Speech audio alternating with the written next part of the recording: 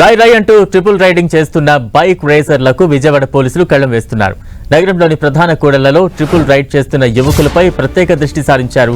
రోడ్లపై రూల్స్ కు విరుద్ధంగా బైక్ రైడ్ చేస్తున్న యువకులను పట్టుకుని కౌన్సిలింగ్ ఇస్తున్నారు.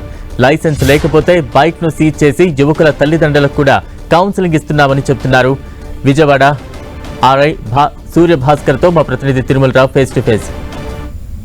రై అంటూ బెజవాడ రోడ్లపై ట్రిపుల్ రైడింగ్ దూసుకుపోయే వాళ్ళకి బెజవాడ పోలీసులు కళ్ళు వేస్తున్నారని చెప్పాలి. ఇక్కడ చూడొచ్చు వ్యవస్థలో ముగ్గురు రైడ్ చేసుకుంటూ వస్తున్న వాళ్ళని బెజవాడ పోలీసులు కట్టడి చేస్తున్నారు. ఎక్కడికెక్కడ మీరు రైడ్ ఎలా చేస్తున్నారు, దీనికి సంబంధించిన లైసెన్స్ ఉందా లేదా అని చెప్పేసి పోలీసులు అయితే పూర్తి స్థాయిలో నగరవ్యాప్తంగా వాళ్ళ మీద చర్యలు అయితే చేపట్టారు. ఇక్కడ చూడొచ్చు వ్యవస్థలో ఈ చిన్న బైక్, దీని మీద ముగ్గురు స్పోర్ట్స్ బైక్ మీద వెళ్తున్నారు. ఏదైనా జరిగితే వాళ్ళ ప్రమాదం చోటు చేసుకుంటుందని చెప్పేసి చెప్తున్నారు. మరి విధంగా ఈ స్పోర్ట్స్ బైక్ సంబంధించి నెంబర్ ప్లేట్ కూడా లేదు. ఈ నెంబర్ ప్లేట్ కూడా లేకపోవడంతో వీళ్ళు ఏదన్నా తప్పు పని చేసి తప్పించుకున్నా సరే పట్టుకునే పరిస్థితుల్లో కూడా లేదు. దీనికి సంబంధించి పూర్తి స్థాయిలో బెజవాడ పోలీసులు అయితే దీని మీద ప్రత్యేకమైన దృష్టి పెట్టడం జరిగింది. ఇప్పటికే కొంతమందికి పోలీసులు కౌన్సిలింగ్ ఇస్తున్నారు. ట్రిపుల్ రైడింగ్ మీకు లైసెన్స్ ఉందా లేదా అనే స్థాయిలో కూడా పోలీసులు పూర్తి స్థాయిలో విచారణ అయితే చేస్తూ వాళ్ళకి దీనివల్ల జరిగే నష్టాలకు సంబంధించి కూడా పోలీసులు అయితే కౌన్సిలింగ్ ఇవ్వడం జరిగింది. అయితే దీనికి సంబంధించి ఏం జరుగుతుందనే విషయాన్ని తెలుసుకునేందుకు ఇన్స్పెక్టర్ అంతా ఉన్నారు, వారిని అడిగి తీసుకుని ప్రయత్నం చేద్దాం. సార్ చెప్పండి సార్, మీరు ఉదయం నుంచి చూస్తున్నాం ఇక్కడ ట్రిపుల్ రైడింగ్ వాళ్ళ మీద ప్రత్యేక దృష్టి పెట్టారు. ఏంటి కారణం ఏంటి? ఏమండి, సిటీలో కొంచెం ఈ ట్రిపుల్ రైడింగ్స్ బాగా స్టూడెంట్స్ ఎక్కువ అయ్యారండి. ఆల్రెడీ మా DCP sir, CP sir instruction మీద డీసీపీ సార్ అనే కౌన్సిలింగ్ ఇవ్వడం జరిగింది. మీటింగ్లు కూడా పెట్టడం, కాలేజీ యాజమాన్యానికి వాళ్ళందరూ కూడా చెప్పడం జరిగింది.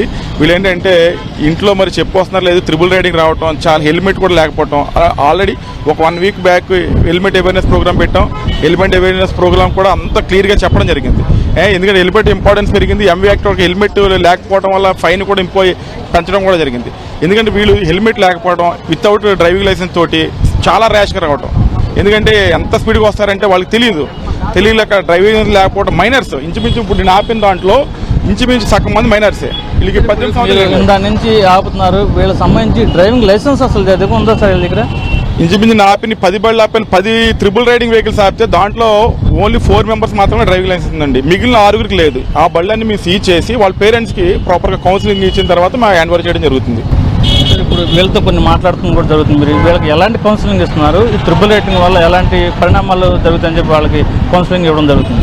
ఎందుకంటే ట్రిపుల్ రైడింగ్ ఇంట్లో వాళ్ళు చెప్పకుండా బళ్ళు తీసుకుని వస్తారండి. ట్రిపుల్ రైడింగ్ వచ్చేస్తారు. ఎందుకంటే ట్రిపుల్ రైడింగ్ వచ్చిన తర్వాత ఎంత స్పీడ్కి వెళ్తారో వాళ్ళకే తెలియదు. వీళ్ళ వల్ల రోడ్డు మీద ఇన్ని వచ్చిన తర్వాత వేగం స్పీడ్ మీద వీళ్ళైనా గుద్దవచ్చు, లేదా వేరే వాళ్ళని వచ్చి యాక్సిడెంట్ జరగవచ్చు. హెల్మెట్ కూడా పెట్టట్లేదు. హెల్మెట్ పెట్టడం ఇంజరీస్ అవుతున్నారు. ఇంజరీస్ అవ్వడం వల్ల హాస్పిటల్కి వెళ్ళి ఎంత తెలుసుగా హెడ్ ఇంజరీ అవుతుంటే చాలా హ్యూజ్ అమౌంట్ కూడా మనకు మెడికల్ ట్రీట్మెంట్కి అవసరం అవుతుంది. ఎందుకంటే తర్వాత వీళ్ళు చేసిన యాక్సిడెంట్లకి ఇంట్లో పేరెంట్స్ కూడా బాధపడుతున్నారు. ఎందుకంటే తర్వాత వచ్చి పేరెంట్స్ వచ్చి వాళ్ళంతా వీళ్ళ మీద డిపెండ్ అవటం, చిన్నపిల్లలని తెలిసి వాళ్ళంతా ఆర్థిక స్తోమత కూడా కట్టిక లేకపోవడం వల్ల చాలా బాధపడుతున్నారు. అందుకని వీళ్ళు కౌన్సిలింగ్ ఇచ్చి ఈ ట్రిపుల్ రైడింగ్ తగ్గించడం, కొంచెం ర్యాష్ డ్రైవింగ్ తగ్గించి హెల్మెట్ ధరించడం మాకు మెయిన్ ఎయిమ్. అంటే వేరేది ఏం లేదు. వీళ్ళ పిల్లలకి లైసెన్స్ కూడా కొంతమంది లేదని చెప్తున్నారు. వీళ్ళ తల్లిదండ్రులకి ఏమైనా పిలిపించి వాళ్ళకు కూడా ఏమైనా కౌన్సిలింగ్ ఏర్పాట్లు ఏమైనా చేస్తున్నారు సార్? కొంచెం కంట్రోల్ చేయడం మాత్రం డెఫినెట్గా అండి 100% కౌన్సిలింగ్ ఏర్పాటు చేస్తాం. ఇప్పుడు వీళ్ళు 6 మెంబర్స్కి డ్రైవింగ్ లైసెన్స్ లేదు. దీంట్లో ఒక 5 మెంబర్స్ అయితే మైనర్ డ్రైవర్స్. వాళ్ళందరికీ బండి ఇక్కడే పెడతాం. వాళ్ళ పేరెంట్స్ని పిలిపిస్తాం. ప్రాపర్గా కౌన్సిలింగ్ ఇచ్చిన తర్వాత వాళ్ళకి ఫైన్ ఇంపోజ్ చేసి అది వెహికల్ వచ్చి వాళ్ళ పేరెంట్స్కి హ్యాండ్ ఓవర్ చేస్తాం. అప్పటి వరకు వీళ్ళు పంపించడం లేదు.